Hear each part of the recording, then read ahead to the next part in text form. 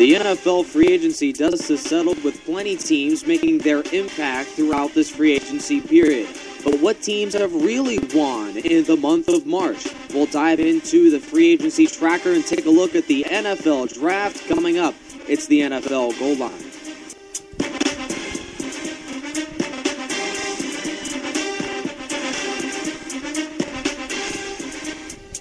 Hello and welcome inside what you could say the NFL Goal Line Studios, or you can just say is just a quick little show. We're getting started here on Spreaker.com. Thank you guys for tuning in.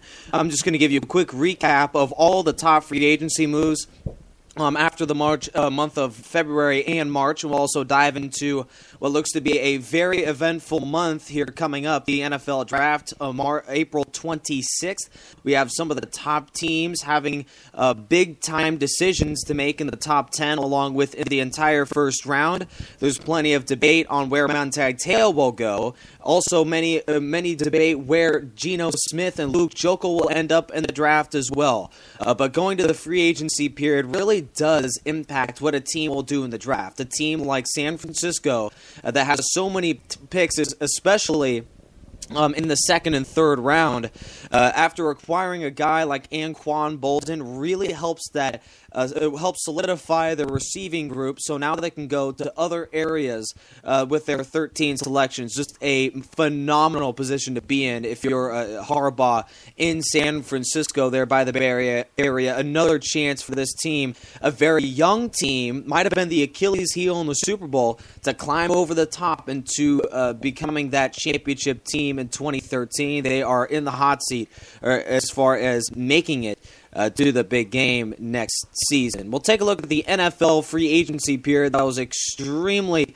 interesting, especially from the start. I know this is a little late notice here, but some of the top free agency moves really helped shake things around, including one team that I really am shaking my head on. That is the Miami Dolphins, signing perhaps some of the top free agent names in the entire NFL. Teams like the Redskins in years past have not really fared extremely well with acquiring big-name free agents to big-time deals. Huge commitments are made to Mike Wallace, regarded as the top free agent receiver heading into the free agency period this season. They signed to a 5-year, $60+ million deal.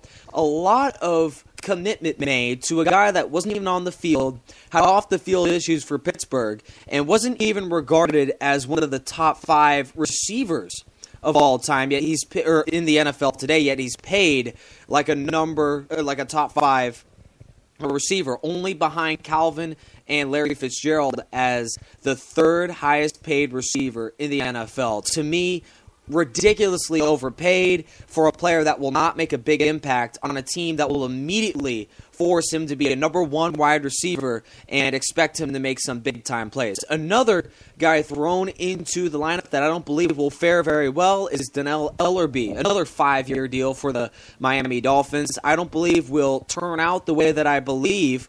The only good signing that I saw out of a team like Miami that is trying to make that push in that division, led by the New England Patriots, is a cornerback. Previously with the Atlanta Falcons, that was Brent Grimes. A 1-year deal, not a huge commitment, and also for a very expendable tenure, only a $2 million deal. A very fine work for the Miami Dolphins. Otherwise, what I believe wasn't a great free agent period for that team. A team that is flying under the radar, I believe, in the free agency period, though, is the Philadelphia Eagles, making some big-time decisions, not really making the free agent splash that we see some of the top teams having, but they are making the key moves in that city. The only question I have with a team like the Philadelphia Eagles is why they let go of Colin Jenkins. Now, they in a splash late last season, they let go of a guy named Jason Babin, who was just a few years ago part of that dream team, was one of the top defensive linemen, headed over to Philadelphia to a 5-year deal. This is the problem with free agents. To sign them to a huge deal it's not a simple plug-and-chug kind of a system with the NFL free agency period. You can almost put your money down that there will be at least one or two free agents signed to huge contracts that will make far less than what the production in the previous team suggested for their new team. Now, a guy like Colin Jenkins really puts a big-time hole in that defensive line, where defensively, the Eagles were not really known as a top team anyways. They also let go of Nnamdi Asomugha, two of the top free agents that they put to their team to 5-year deals. Guess what? In less than 2 years, both of them are gone. A very sad moment for the Philadelphia Eagles, who are also in transition outside of the Andy Reid era. They're now with the Kansas City Chiefs. 8 new coaches making new teams. I believe the winner in that entire free agency bonanza, believe it or not, is perhaps the Arizona Cardinals. Perhaps the biggest vaunting task for a guy formerly with the Indianapolis Colts, Bruce Arians, but I believe he'll do a superb job with that new team. But enough of the coaches. That was long and gone ago. The top free agency moves it's hard to track until the NFL season starts. But I believe that there are a few teams that rose above the top to signing these top free agents. Another team that I believe really put themselves in the driver's seat to winning their division is none other than a team like the Seattle Seahawks that was already in just one game away from the Super Bowl as well. They signed perhaps the top defensive lineman in the free agency period, Cliff Averill, the former Detroit Lion. And many want to put the emphasis on their defensive dominance on Ndamukong Suh, but it has much to do with Chris Clemens as well, Cliff Averill, as well. They also signed Michael Bennett, the former Tampa Bay Buccaneer, and Averill is only on a 2-year, $15 million contract, considered a bargain for perhaps the top free agent in the market for the Seattle Seahawks team. We add Averill's statistics along with Bennett's, and you get 18.5 sacks in 2012 coming from those two players who are currently in their mid-20s, which is very encouraging for a team like Seattle that is looking to get young, especially on the most important fronts, which is offensive and defensive line. I believe their defensive line is as close to set as well. They also acquired the former Minnesota Viking Percy Harvin, the top receiver, hands down on that Viking team. Is a young, explosive player, can add another dimension to that receiving core that needs help.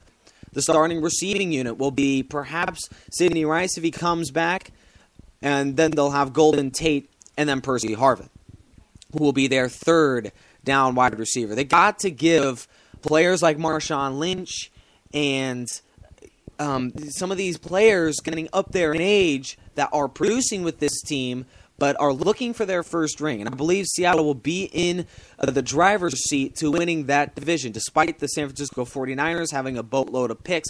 It just depends on how the Niners use their picks. Because last year, the Niners did not use their picks relatively well. They, despite in the first round drafting a dominant player, in the later rounds, that's where you really win the draft, in the later rounds, with the conservative contracts, the guys that pop their heads out of nowhere. They did not do a good job. None of their later round players are even starting on their team, and if they don't have A.J. Jenkins making his scene, then perhaps he'll be another guy in the waiver wire coming up soon. We also have more coming up next on this show as well. We're just getting started. I'm just beginning this free agency recap, but who won and lost in the free agency period for all of these teams? In the month of March, who won and who lost? We'll give you that answer coming up next, along with the NFL Draft Preview. This is Nick Rice live on Spreaker.com. Please stay tuned. We'll have a 30-second break, and we'll be right back right after this. Welcome back to the NFL Free Agency Recap. I'm Nick Rice, live on Spreaker.com. Thank you guys for tuning in. We'll have NFL Goal Line following the NFL Draft. This is just a preview to that NFL Draft, but we'll first give you the winners and losers of the Free Agency Recap. I believe if you've listened to the first part of the show, you can almost assume who I believe was the losers in this free agency period. It's not necessarily the fact that the Miami Dolphins have not gotten worse after the free agency period, but you always are looking to get better, and just the big-time contracts is putting this team in a huge hole. After last year, I believe they had a terrific free agency period along with a phenomenal draft, also drafting a future star at quarterback. Not only is the logo something to grimace at, but their free agency signings as well have not been up to par with the National Football League. Another team, though, I'm going to the top teams that have made great free agency moves outside of the Seattle Seahawks. Another team that won in the free agency period, acquiring one of the top free agents to a big-time deal, is Elvis Dumervil. And he was not even expected to be a part of free agents after mid-March, but after his after his agent failed to sign the paperwork to give Elvis Dumervil a long-time deal, boy, of all the reasons or options for a player like Elvis Dumervil to move to a city like Baltimore so quickly, of all things, failing to sign the paperwork, a very head-scratching decision. But nonetheless, Elvis Dumervil, the defensive end previously for Denver, a 5-year deal with the Ravens.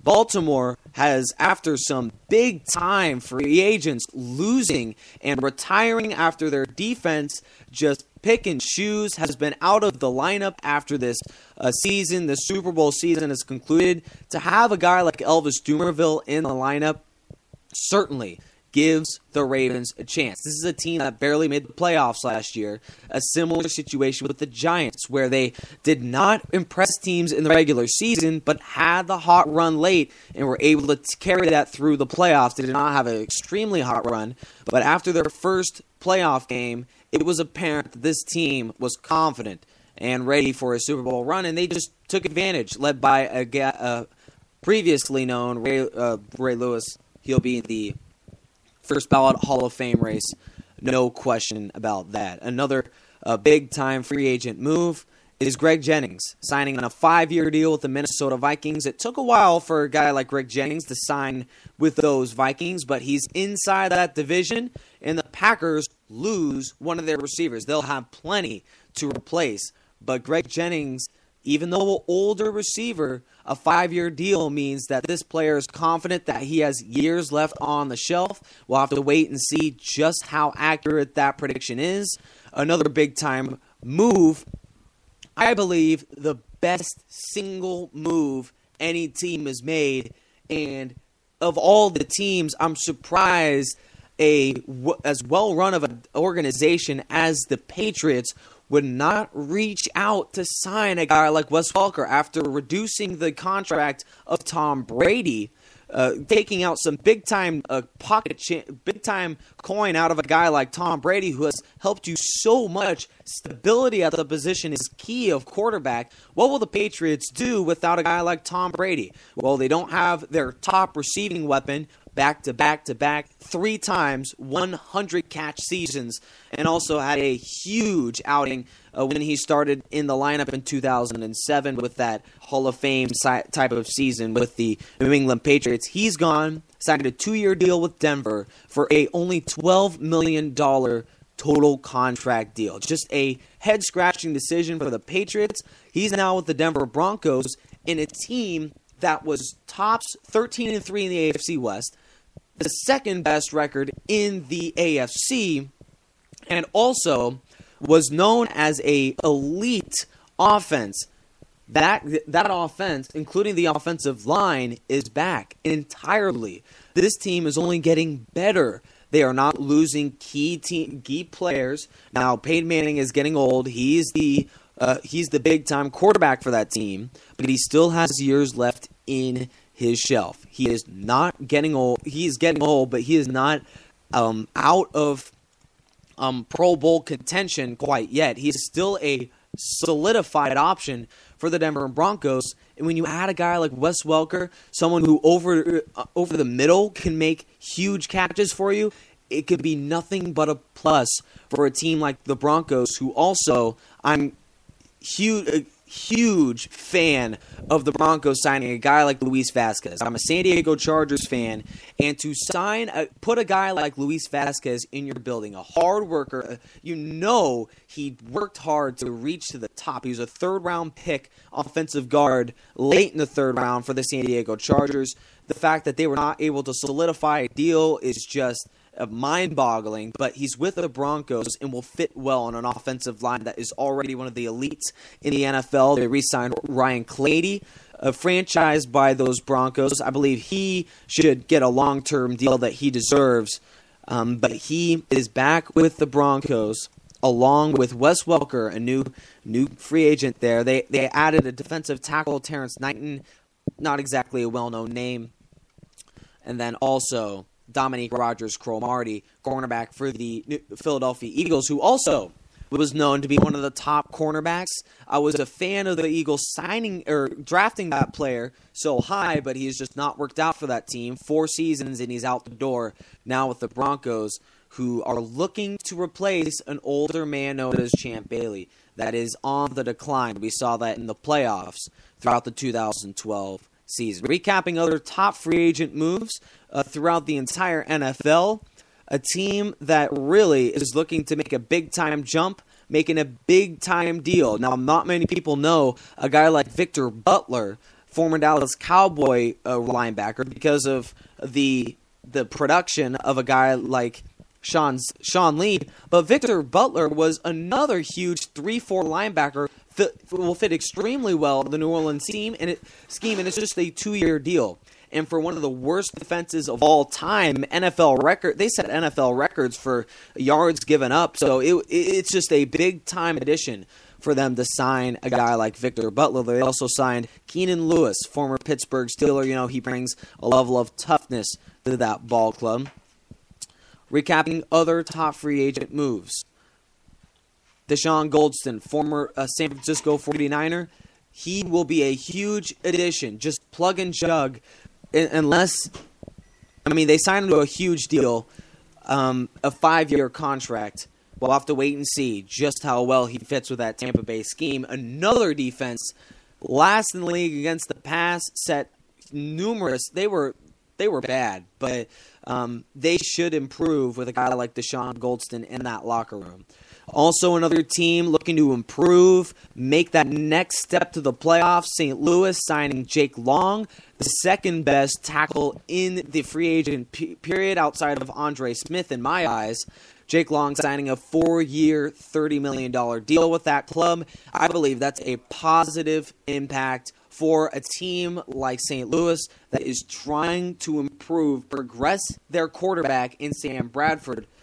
Why not start with the offensive line? Just a terrific addition alongside Jared Cook, who was perhaps too big of a price tag for St. Louis.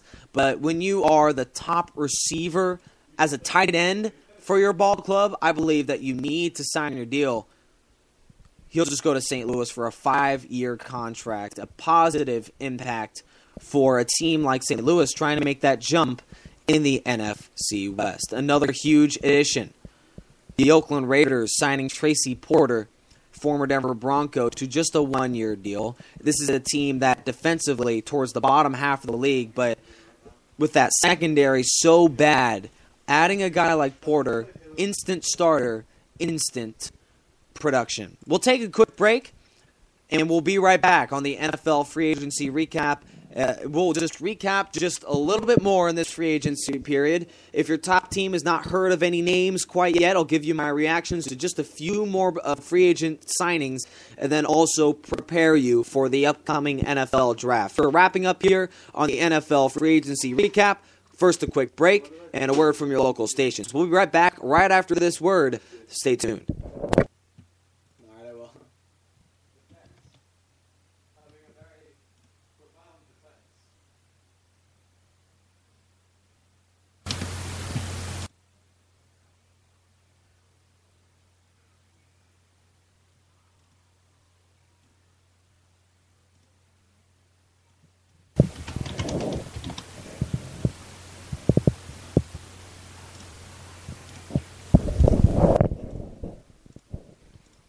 Welcome back to the NFL Free Agency Recap. You are live on Spreaker.com. We are wrapping up here on the NFL Free Agency Recap. I'll say that just one more time because some of these top teams making huge free agency splashes. Another team that has climbed up in the power rankings, if you may say, in the NFL with a huge free agency period. Where did I get that from? The Atlanta Falcons. They were 13-3 last year.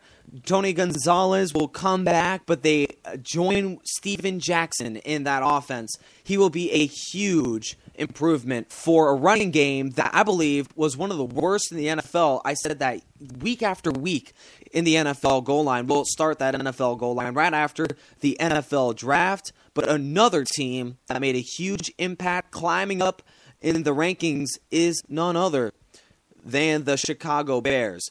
They addressed their offensive line. They added Martellus Bennett to the tight end position and also gave Jay Cutler more time to throw. And they also have a huge selection to make at number 20 in a very strong offensive line class. I believe this team will only be on the rise if they acquire a big-time player on the offensive line. At number 20, you can go a number of directions. Or you can fall back, you can rise up. It's a huge debate on what a team should do, especially at number 1 overall. Kansas City holds the top pick, and it's almost clear-cut that Luke Joeckel will be taken number 1 overall, but it is not for certain. The Kansas City Chiefs reportedly will make their final selection within a day or two of the draft, at most 3 days before the NFL draft, making their selection, similar to a team like Detroit that selected Matt Stafford right away. But they will look to have that pick either traded back, traded back, or selecting a guy like Luke Joeckel. Not out of the question, a quarterback, Geno Smith. But I do not believe that he is set to be number 1 overall. Just not as good of a quarterback as we had last year. We were lucky to have in Andrew Luck and Robert Griffin taking number 1 and number 2. If the Chiefs do select number 1 overall, Luke Joeckel is the best option for that team. I'm hard-pressed if they don't move back, they choose a guy like Joeckel. Number 2 overall, the Jacksonville Jaguars. This one's a questioning decision because the Jaguars can go a number of directions here. Offensively, defensively, there's not one position that is really set in stone outside of running back. And even Maurice Jones-Drew is frustrated with the lack of success of that team, and also with lack of the big-time deal that we see guys like Chris Johnson make and lack in production. Should not have the big-time money. Maurice Jones-Drew has given his load and then some to a team like Jacksonville that consistently is picking in the top 5. Sharif Floyd would be a huge impact, but it would not be a stretch to go for a guy like D. Milliner, cornerback out of Alabama. That would not be a huge stretch. And then number 3, Oakland Raiders. If they do not pick Sharif Floyd, a guy that is climbing in the draft, Starlu Tulele will be a huge addition for a team that defensively needs a leader on that side of the ball. Offensively, same issue there. But it would not be a stretch to go for a guy like Starlu Tulele, who is climbing up of mock drafts by the day, seemingly. Then number 4 overall, Geno Smith would not be a bad fit for a guy like Chip Kelly that really wants to make an impact right away on that team. And Geno Smith fits the bill for that ball club. If they don't go Geno Smith, a couple of huge defenders climbing up the leaderboard. Sharif Floyd, another huge player. But if he's not taken, they should also go with a guy like Barcavius Mingo, outside linebacker out of LSU. He's an athletic guy. He can play 3-4, 4-3. He can extremely athletic. The top linebacker in the draft, hands down. And then number 5, if Mingo is off the board, maybe a guy like Eric Fisher will fit that ball club awfully well. Offensive line is a huge strength in this 2013 NFL draft. we'll have to wait and see just how all these teams are able to draft in this coming April, and we'll also see what teams make the biggest splash during the last few moments of free agency. It is not quite over. Players like Andre Smith are still on the market, believe it or not. They should be picked up relatively soon. Another guy, Robert Mathis, is also, or Dwight Freeney, excuse me.